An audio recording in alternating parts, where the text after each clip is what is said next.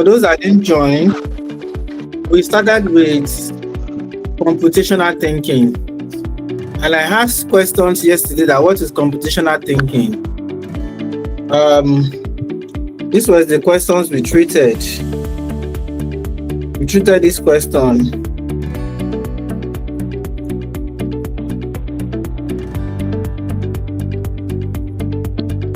What was the question was, what is computational thinking? We treated these questions, and it was obvious that at the end of yesterday's class, we all understood what we were doing. And we agreed that computational thinking is a systematic approach to solving problems. So it's not enough. It's not enough for you to know that computational thinking is a systematic approach of solving problems, but also what are these systems that you can use to solve problems. One of them we looked at is algorithms. We also looked at decomposition, and we also look at abstraction. And in abstraction, we said when you break your problem down into chunks, into smaller parts or pieces, and we concluded that abstraction is when you decided to ignore the irrelevant part of a problem. You focus on the important one. That was what we learned last week. Yesterday. All right, so in today's class, then we talked about what is algorithm, and today we are going to be looking at flowcharts. So when we talked about algorithms, we said the step-by-step process that you take in solving a problem. What are the little steps you took to solve that problem? That's algorithm. So now, how do you show to us what steps you took? It is flowcharts. So in today's class, we'll be looking at what is flowcharts. What is flowcharts? That's algorithm and flowchart. So let's try to analyze the steps by drawing the solution.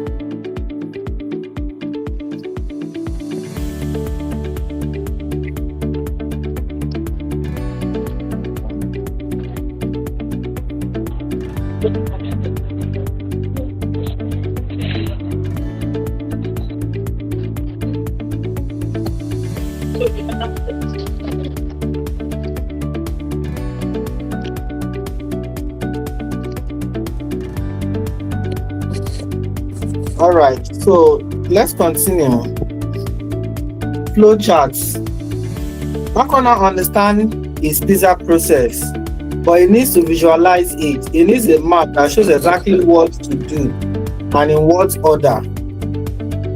So don't forget our problem initially. We try to break down the problem. We tried to break down the problem here yesterday. These were the steps we wanted to take to solve the problem. Can you see how plenty the problem is? Can we see how we have been able to break down from just 5 steps to multiple steps? All right. And for those, if there's anyone joining us today, what we are trying to do, we are trying to solve the problem of Marcos Pizza Shop. So he owns a pizza shop and needs your help to organize his chaotic kitchen.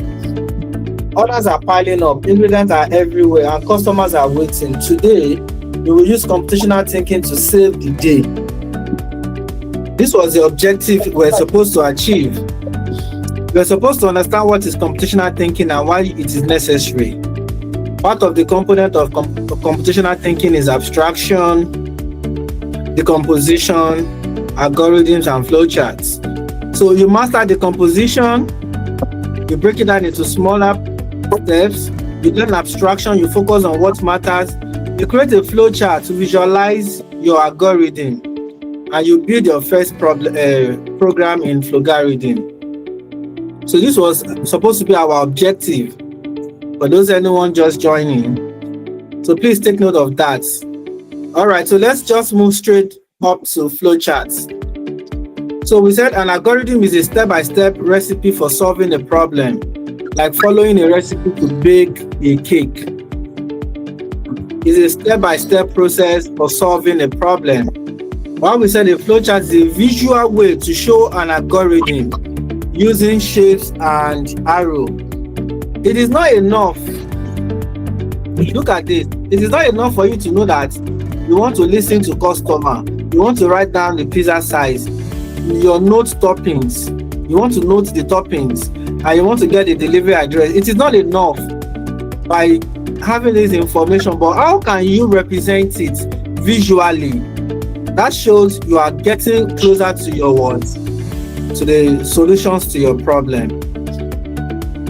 Get your dough, spread the sauce. It is not enough knowing these steps, but how can you represent them visually?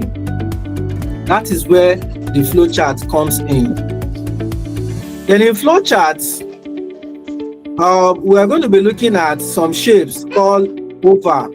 Can you see your start and end shape? They are always, look at this white shape. It is in oval. It is a start and end. We have your process. It is rectangle.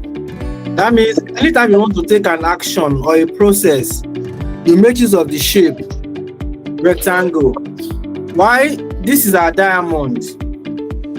We're going to be saying this when I launch the software. So this is diamond. It is actually a decision. I'm going to explain more in details. Why this is parallelogram, you basically use it for your input and outputs. We're going to talk more on it. All right, so let's represent Marcos Pizza in a flowchart. We want to represent this in a flowchart. Let me show you. We want to represent these steps. Take order, make pizza, bake it, deliver, collect, payments. We want to represent it in flowchart. So let's look what it looks like. The first one is start. The next one is take customer order. Then the next one is prepare pizza.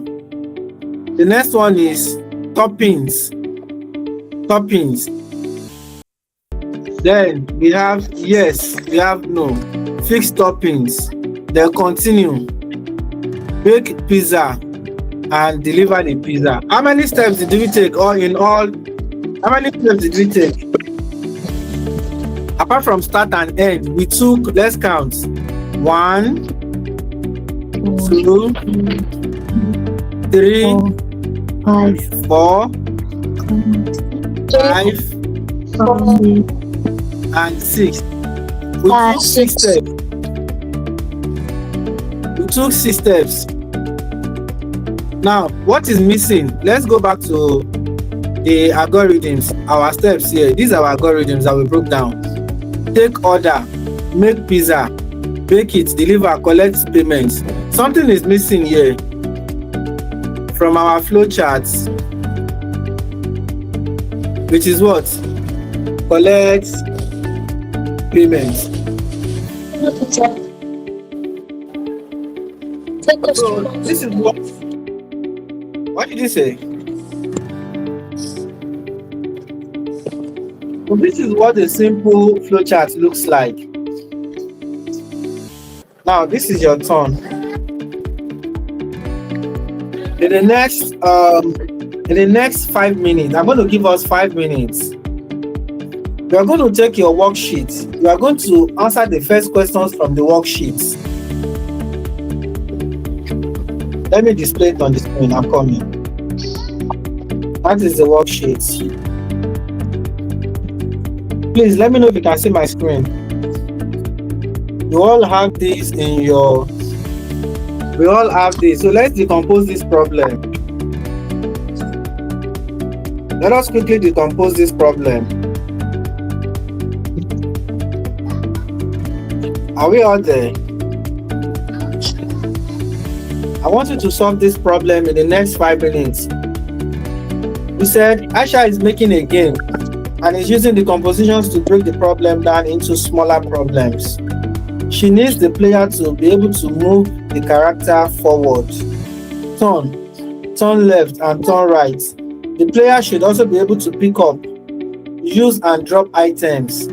Finally, she would like the player to be able to cast and learn new spells. Complete the table for the decompositions. Now, let us try and break this down. This computational thinking that we learned yesterday. So your worksheet has this. For those of you that your worksheet is beside you, please, I want you to break the movement down. What is going to be in the movement? This is the game Aisha is trying to build, but she needed to break it down so that it will be easier for her. So what do you think is going to be in this move? So the movements we need to add to the movement table are turn left and turn right.